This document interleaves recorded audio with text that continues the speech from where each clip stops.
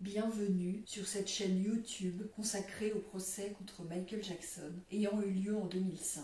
Sur cette chaîne, je résume le procès jour après jour en m'appuyant sur la retranscription du procès venant du tribunal de Santa Maria en Californie. Si vous ne l'avez pas déjà fait, je vous recommande fortement de visionner mes vidéos précédentes afin d'avoir une vision précise du déroulement de ce procès et de prendre connaissance de l'ensemble des informations. Dans la vidéo d'aujourd'hui, je vais résumer le déroulement du procès le 5 avril 2005, 25e jour du procès après la sélection du jury.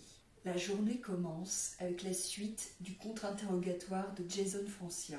Jason Francia admet qu'il avait dit initialement à la police en 1993 que Michael Jackson lui donnait de l'argent quand il avait lu un livre et quand il avait un A en classe. Tom Mesereau fait remarquer que dans un second entretien en 1994, Jason Francia avait dit « Ils m'ont fait dire beaucoup plus de choses que je ne voulais pas dire. Ils insistaient. Je voulais me lever et les frapper à la tête. » Il dit qu'il ne sait pas si Terry Cannon est son avocat actuellement ou non, alors qu'il l'avait accompagné lors d'un entretien avec Ron Zonen en 2004. Mesereau lui fait remarquer en lui montrant la retranscription qu'il avait demandé à ce que Terry Cannon soit présent à cet entretien de 2004, mais Jason Francia dit qu'il ne se rappelle plus. Il confirme qu'il n'a jamais rencontré Léa Wiseau et ne leur a jamais parlé. Il dit qu'il ne sait pas si Michael Jackson a déjà été inculpé suite à ses propres accusations, en disant « Je ne regarde pas les infos ». Tom Mesereau lui demande pourquoi il n'a pas voulu être enregistré lors de son entretien avec les procureurs en 2004, et Jason Francia répond « Être enregistré est bizarre, je ne sais pas ». Tom Mesereau lui fait remarquer qu'il avait dit au procureur Zonen en décembre 2004 que, à chaque fois qu'il affirmait avoir été agressé par Michael Jackson, Michael et lui avaient fait un concours de chatouille. Jason Francia dit qu'il ne se souvient pas. Mesereau fait remarquer que Blanca Francia a été interrogée par les procureurs Zonen et Auchincloss en novembre 2004, que Jason Francia était présent et que là aussi, il n'avait pas voulu être enregistré et sa mère non plus. Jason Francia dit qu'il ne se souvient pas. Mesereau fait remarquer qu'en octobre 2004, Jason Francia avait dit au procureur que, lors du troisième incident présumé, Michael Jackson l'aurait chatouillé pendant plus de 10 secondes, mais il ne sait pas combien de temps. Jason Francia dit qu'il ne se souvient pas. Jason Francia dit qu'il ne savait pas avant la semaine précédente que sa mère avait touché 20 000 $ pour son passage dans l'émission Hard Copy. Mesereau fait remarquer qu'en 1993, Jason Francia avait dit au shérif que Michael Jackson n'avait pas touché sa zone génitale et qu'il a commencé à dire ça après avoir été mis sous pression par les shérifs. Mesereau fait remarquer que l'un des shérifs avait dit à Jason Francia en 1993 « Michael Jackson est un agresseur » et l'autre avait dit « Il fait de la bonne musique, c'est un homme bien, des conneries ». Mesereau fait remarquer qu'un shérif lui avait demandé s'il avait déjà été touché sous son pantalon ou sur ses sous-vêtements et que Jason Francia avait répondu « Je ne sais pas ». Mesereau fait remarquer qu'après avoir dit « Michael Jackson m'a touché » en 1993, il n'avait aucune idée de la durée pendant laquelle il aurait été touché. Jason Francia confirme qu'il n'a jamais dormi dans un lit avec Michael Jackson. Mesereau rappelle qu'il avait dit en 1994 que Michael Jackson lui avait chatouillé l'estomac et qu'il avait dit en 1994 que Michael Jackson n'avait pas vraiment touché son pénis, que c'était par-dessus son short et qu'il le chatouillait. Jason Francia admet que sa mère et lui ont reçu de l'argent suite à un accord financier avec Michael Jackson. Il confirme que les notes à l'école ont toujours été un problème pour lui et qu'il a toujours des problèmes pour lire. Il dit que Michael Jackson lui avait mis de l'argent dans son short quand il le lui a donné. L'accusation appelle comme témoin Chris Kallman, avocat qui a été associé à Terry Cannon. Il confirme qu'il a représenté Jason Francia et sa mère. Il confirme qu'il avait préparé un document pour déposer une plainte civile contre Michael Jackson au nom de Jason Francia avec Terry Cannon. Il dit que la plainte n'a pas été déposée et qu'un accord financier avait eu lieu en 1995 ou 1996. Jason et Blanca Francia ont reçu de l'argent. Il confirme qu'il avait des accords séparés pour Jason Francia et pour Blanca Francia. Mesereau lui montre les documents en disant que le contrat pour Blanca Francia était de 1996 et celui pour Jason Francia de 1998. Mesereau fait remarquer que Michael Jackson n'avait reconnu aucun crime contre les Francia et qu'il était écrit dans le document que cet accord avait été conclu pour protéger sa réputation. Michael Jackson a nié dans les deux documents avoir commis un crime contre les Francia. L'accusation appelle comme témoin Blanca Francia, la mère de Jason Francia. Elle est arrivée aux États-Unis en 1975 après avoir immigré du Salvador. Elle a commencé à travailler pour Michael Jackson en 1986 dans sa maison à Encino, en Californie, pour être sa femme de ménage personnelle. À l'époque, il y vivait avec ses parents et ses sœurs Janet et Latoya. Michael Jackson avait aussi un appartement appelé The Hideout où il a déplacé des affaires. Il n'avait pas de lit dans l'appartement. Il était sur le point d'acquérir Neverland. Elle a déménagé à Santa Maria et a continué à travailler pour Michael Jackson à Neverland. Elle devait nettoyer la chambre de Michael Jackson et ses vêtements. Elle emmenait parfois Jason avec elle quand elle travaillait. À l'époque où elle travaillait à Neverland, elle avait une clé pour accéder à la chambre de Michael Jackson. À l'époque, il n'y avait pas de digicode. Il y avait une alarme avant d'arriver à la porte, dans le couloir, annonçant la présence des gens arrivant devant la porte. À l'époque, le lit de Michael Jackson était au rez-de-chaussée de sa chambre. Elle se souvient d'avoir rencontré Wade Robson quand il avait 7 ou 8 ans avec sa mère. Elle dit que Wade Robson dormait dans la chambre de Michael Jackson quand il venait à Neverland. Elle lavait le linge de Michael Jackson et de Wade Robson qu'elle trouvait dans la chambre. Elle a arrêté de travailler pour Michael Jackson en 1991. Il y avait 2 lits dans la chambre de Michael Jackson, un autre était à l'étage. Elle dit qu'elle faisait le lit de Michael Jackson et apparemment Wade Robson dormait dans son lit quand il était là. Elle dit que le lit de l'étage était rarement utilisé. Elle dit qu'elle avait vu Michael Jackson et Wade Robson sous la douche. Elle dit qu'elle croyait qu'ils jouaient, qu'elle a entendu la radio, puis l'eau qui coulait, qu'elle a vu leurs sous-vêtements par terre.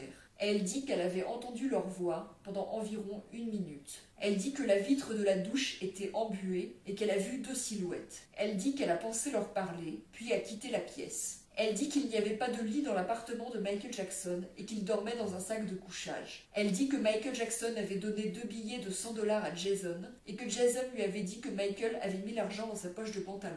Elle se souvient d'avoir vu Macaulay Culkin à Neverland avec des membres de sa famille. Macaulay Culkin dormait apparemment dans la chambre de Michael Jackson. Elle a été contactée par la police pour témoigner en 1993. Elle ne connaissait pas Jordan Chandler. Elle a reçu une assignation à comparaître de Larry Feldman et a fait une déposition. Elle admet qu'elle a dit pendant la déposition qu'elle n'avait pas vu Wade Robson sous la douche et dit qu'elle était fatiguée et nerveuse. Elle admet avoir fait une interview pour l'émission Hard Copy avec Diane Dimon. Elle y était allée avec une autre employée de Neverland, Evangeline. Elle a été payée $20 000 pour cette interview. L'interview à la télévision était après son entretien avec les shérifs et avant sa déposition avec les avocats Larry Feldman et Johnny Cochran. Elle dit que Michael Jackson surnommait son fils Jason Ruba et utilisait le même surnom avec d'autres enfants, notamment Wade Robson et Macaulay Culkin. Elle dit que Michael Jackson lui a fait beaucoup de cadeaux, comme des objets promotionnels et une table qu'il ne voulait plus, et des jouets pour Jason. Elle confirme que Jason a dû faire une déposition. Elle a cessé de travailler pour Michael Jackson en 1991. Elle confirme qu'elle a reçu de l'argent suite à un accord financier, et Jason aussi. Elle admet que Michael Jackson était très généreux avec elle, lui a donné des télévisions et qu'il la laissait prendre des objets parfois quand elle demandait. Il lui donnait aussi de l'argent. Elle admet avoir dit dans ses dépositions de 1993 ou 1994 n'avoir jamais vu Michael Jackson toucher quelqu'un de manière inappropriée et ne l'avoir jamais vu avoir de contact sexuel avec personne. Elle confirme que Michael Jackson dormait au rez-de-chaussée de sa chambre à Neverland à l'époque où elle y travaillait. Parfois le lit de l'étage était utilisé. Elle nettoyait sa chambre quand il n'était pas là. Elle confirme que la fille de Quincy Jones rendait parfois visite à Michael Jackson. Elle admet que Terry Cannon est devenu son avocat et celui de son fils après sa déposition de 1993 et 1994. Elle admet avoir dit dans sa déposition n'avoir jamais vu Michael Jackson agresser d'enfants. Dans sa déposition, elle a dit que les gens de Hard Copy ne sont pas honnêtes. L'interview chez Hard Copy était en décembre 1993. Mesereau fait remarquer qu'Evangeline lui avait suggéré de contacter le National Enquirer et que Blanca Francia l'a dit dans sa déposition. Evangeline avait appelé Hard Copy pour elle. Blanca Francia a dit à Diane Dimon lors d'une rencontre au Hilton Hotel qu'elle n'avait jamais dit à personne avoir jamais vu Michael Jackson agresser des petits garçons. Evangeline avait négocié la somme que Blanca Francia devait obtenir de Hard Copy et Blanca Francia lui a donné une partie de l'argent par la suite. Après l'interview chez Hard Copy, Diane Dimon a appelé Blanca Francia pour lui demander des photos de Michael Jackson. Blanca Francia admet avoir dit dans sa déposition qu'elle avait donné une photo de Michael Jackson avec son fils Jason à Diane Dimon. Elle admet avoir dit dans sa déposition qu'elle avait vu Wade Robson peut-être 2 fois dans le lit de Michael Jackson, regardant la télévision, précise-t-elle. Elle admet avoir dit que Michael Jackson était très enfantin et laissait son chimpanzé dormir dans sa chambre. Elle confirme avoir souvent vu Michael Jackson jouer avec des enfants. Elle dit qu'elle n'a pas discuté avec son fils de ses accusations contre Michael Jackson. Elle admet avoir dit lors de sa déposition en 1994 qu'elle avait détruit le contrat avec Art de Copie qu'elle était supposée amener et que c'est probablement ce qu'elle avait fait. Elle avait montré le contrat à Larry Feldman, mais affirme ne plus s'en souvenir. Elle avait dit lors de sa déposition qu'elle était allée à Art de Copie après que son fils avait parlé à la police, mais dit ne pas s'en souvenir. Elle admet avoir regardé le porte-monnaie de Gail Goforth, une autre employée de Neverland, pour voir combien elle était payée. Elle admet que Michael Jackson lui a donné une table de la maison de Encino et qu'elle avait pris une montre reçue d'une société par Michael Jackson et elle la lui avait montrée. Elle admet que Michael Jackson l'a laissé prendre beaucoup de choses. Elle admet qu'elle a eu des problèmes parce qu'elle arrivait en retard et ne faisait pas toutes ses heures de travail. Elle admet qu'elle ne laissait pas les autres employés s'approcher de la chambre de Michael Jackson car elle voulait s'en occuper elle-même parce que Michael Jackson le lui avait dit. Elle admet que Michael Jackson utilisait des surnoms comme Rubberhead ou Doudouhead pour beaucoup d'enfants, dont ses cousins. Elle admet avoir dit pendant sa déposition